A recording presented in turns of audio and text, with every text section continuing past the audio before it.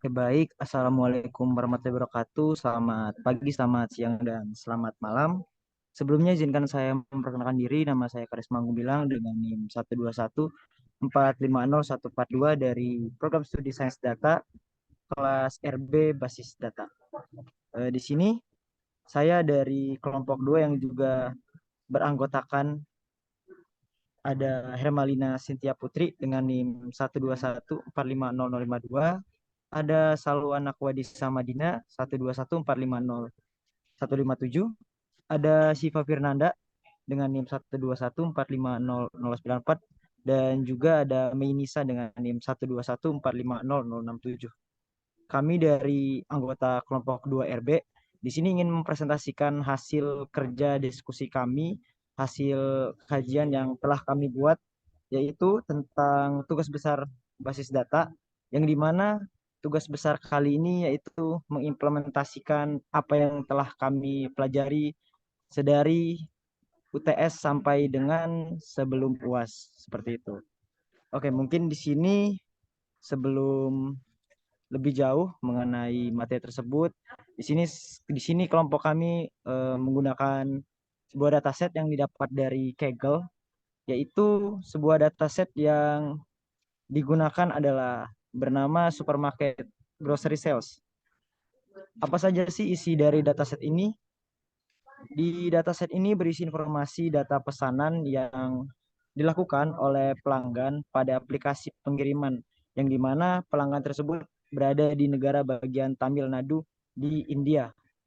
Nah, pada dataset ini juga terdiri dari beberapa banyak field, yaitu seperti ada customer name, ada kategori, ada subkategori, ada city, order date, ada region, ada sales, discount, dan profit. Mungkin boleh di next.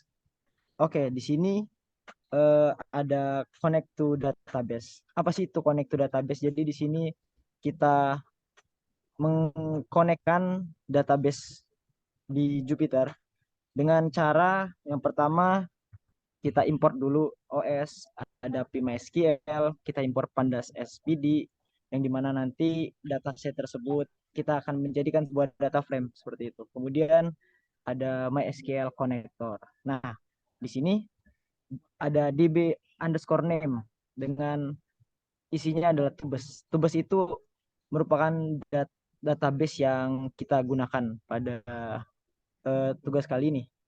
Dengan DB host-nya ada nama localhost, username-nya DB underscore username-nya root, dan DB underscore password-nya itu tidak ada karena database yang kita gunakan yaitu database tubes tidak memiliki password seperti itu. Kemudian eh, code selanjutnya yaitu con sama dengan pmysql.connect, ada host sama dengan db underscore host, ada portnya, ada usernya, kemudian di sini ada password tadi karena tidak ada passwordnya maka kita menggunakan db underscore password, kemudian ada db underscore name. Kemudian code selanjutnya kita menggunakan excepe, print if con titik dua print successfully connected, dan else-nya print error. Jadi di sini jika kita run kode ini apabila keluar output successfully connected berarti database tersebut berhasil kita konekkan, berhasil kita hubungkan seperti itu.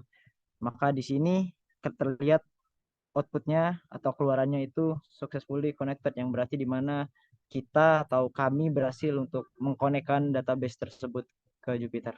Oke, terima kasih. Next.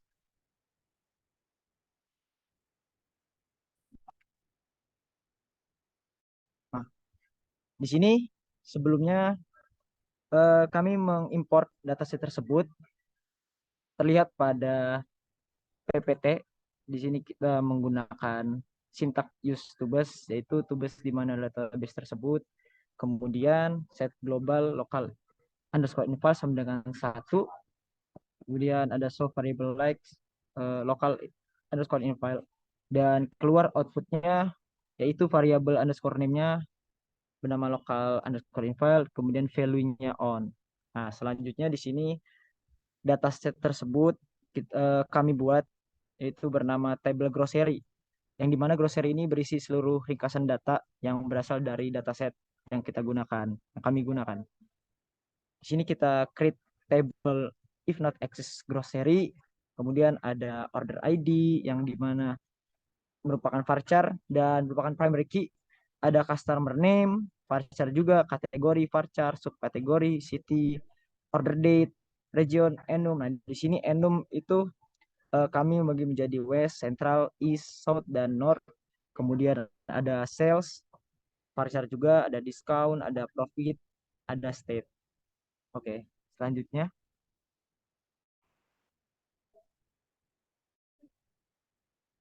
Nah, di sini kami mengubah constraint varchar 15 pada kolom order date menjadi varchar 20, yaitu menggunakan sintaks alter table grocery, kemudian modify kolom order date tadi menjadi varchar 20. Setelah di run dan berhasil, kemudian kami meload data local in file, yaitu data, data set di mana tersebut tersimpan di dalam device komputer, laptop. Kemudian ada tentang itu table grocery, fields terminated by, and close by, lines terminated by, dan ignore one rows, berarti mengignore satu baris seperti itu. Oke, next. Nah, seperti yang kita lihat pada PowerPoint, di sini ada sintaks df sama dengan pd.read underscore sql underscore query dan menggunakan select from grocery, con. Nah, di sini df tadi atau pd.read ini merupakan pandas ya. Kita menjadikan data itu menjadi sebuah data frame yang dimana isi data frame tersebut ada order ID, customer name, kategori, subkategori yang telah kita dan kami buat. Oke, mungkin selanjutnya boleh di next. Ya. Oke, untuk normalisasi mungkin akan dijelaskan oleh anggota kelompok dan teman saya. Mungkin boleh dipersilakan. Baik, selanjutnya dilakukan normalisasi pada dataset yang ada dengan membaginya menjadi beberapa tabel. Yang pertama, kita buat tabel order yang berisi ringkasan pesanan pelanggan atau customer, kemudian tabel customer yang berisi ringkasan data pelanggan, dan yang terakhir ada tabel order detail yang berisi ringkasan data detail pesanan pelanggan. Selanjutnya ditambahkan record pada masing-masing tabel yang ada. Sebanyak 30 record dengan memanggil isi recordnya dari tabel grocery yang memuat isi dari dataset yang telah diimport tadi. Selanjutnya, menampilkan deskripsi dari tabel-tabel yang telah dinormalisasi. Next. Selanjutnya dapat dilihat terdapat relational schema dari tabel-tabel yang ada. Yang pertama ada tabel order dengan field berupa order ID sebagai primary key. Selanjutnya ada order date, sales, discount, dan profit. Tabel order memiliki relasi one-to-many dengan tabel customer dan memiliki relasi one-to-many juga dengan tabel order detail. Kemudian terdapat tabel customer dengan field berupa order ID sebagai foreign key dari tabel order, lalu ada customer name, city, region, dan state. Lalu tabel customer juga memiliki relasi one-to-many dengan tabel order detail. Dan yang terakhir dapat dilihat tabel order detail yang memiliki order ID sebagai foreign key dari tabel order dan customer name sebagai foreign key dari tabel customer, lalu terdapat kategori dan subkategori di dalamnya.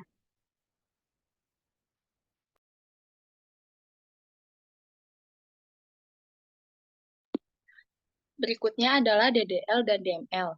DDL atau Data Definition Language merupakan query pada SQL yang digunakan untuk mendefinisikan dan mengelola suatu struktur database yang meliputi create, alter, dan drop.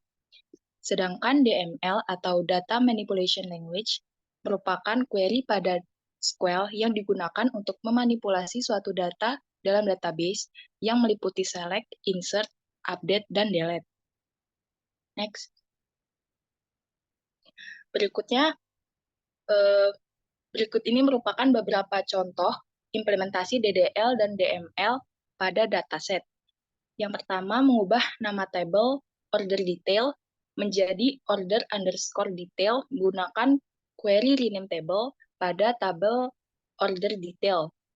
Kemudian menggunakan query show tables untuk menampilkan seluruh tabel yang ada pada database yang terlihat seperti pada PPT. Kemudian yang kedua, mengubah record nama pelanggan Adavan menjadi gemilang menggunakan query update pada tabel customers.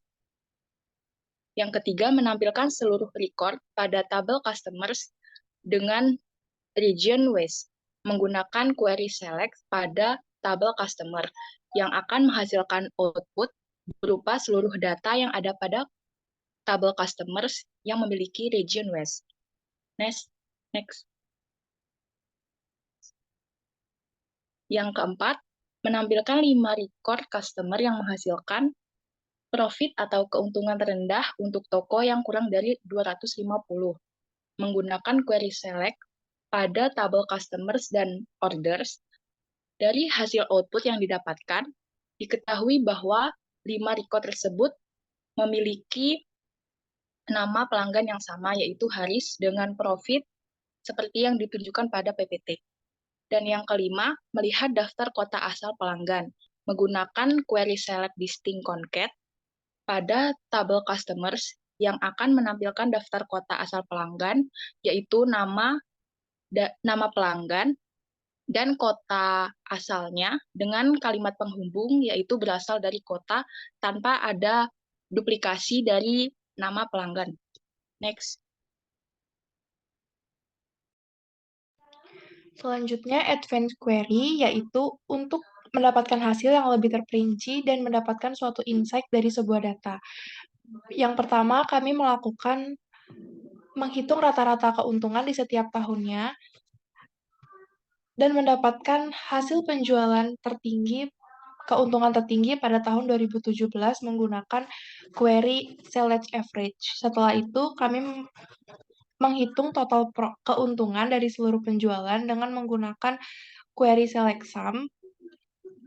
Untuk yang terakhir, kami mencari rata-rata diskon yang didapatkan pelanggan dengan menggunakan query average. Lalu di sini kami mencari data total customer dari setiap kategori. Setelah itu kami mencari total diskon terkecil dari 5 subkategori. Lalu kami mencari total sales tertinggi dari 5 kota asal pelanggan. Dan yang terakhir, mencari diskon tertinggi berdasarkan nama pelanggan dan tanggal pesanan.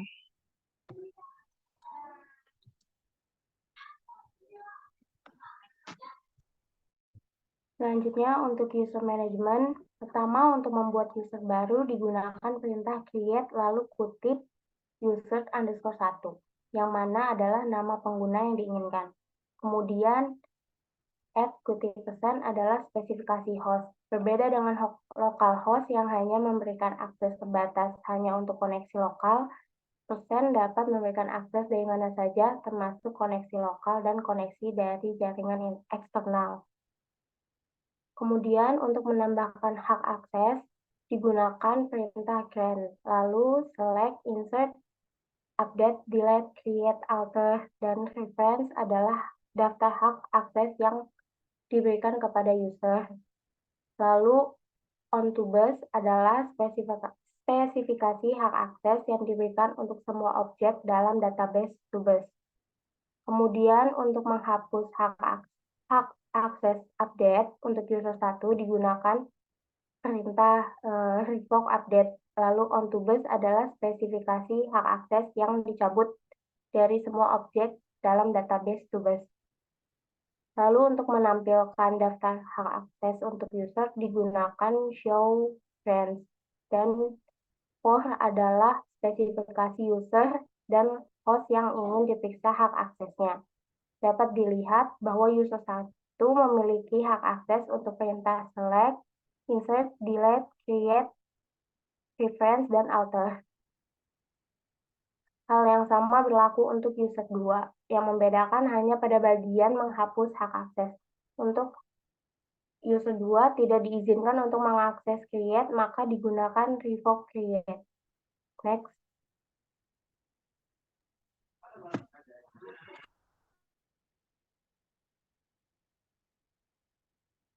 Lalu selanjutnya backup file.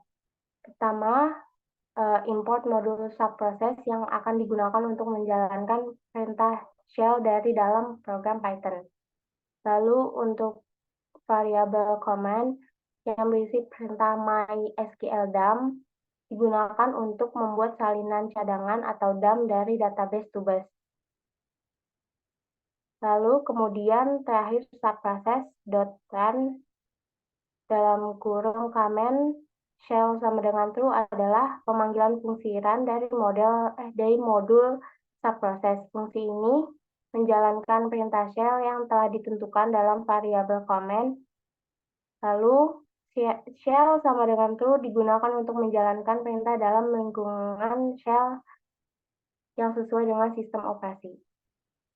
Next.